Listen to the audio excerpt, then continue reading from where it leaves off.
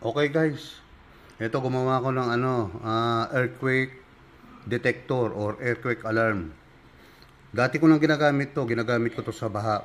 Dinidetect niya pag tumataas na yung tubig. Meron akong dating video sa YouTube tsaka sa Facebook. Tignan nyo na lang. Tapos nilagyan ko lang siya ng connector para madaling matanggal. Pwede kong gamitin sa baha just in case na meron na naman bagyo. Lumang pentel pen. Matigas na wire. Ini-stapler ko lang dyan para tumayo. Nilagyan ko ng wire. Tapos to. Tapos kung tititigan nyo mabuti, ayun meron siyang maliit na wire.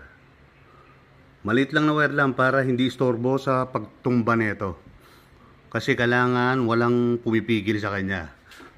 Tingnan natin ha.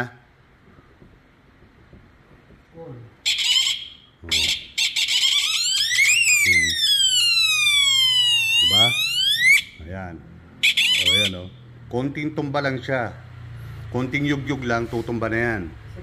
Ayan. Earthquake alarm yan ha. Guys, baka sakali lang makatulong. Ulitin ko ha, tingnan nyo. Hugayin ko. Diba?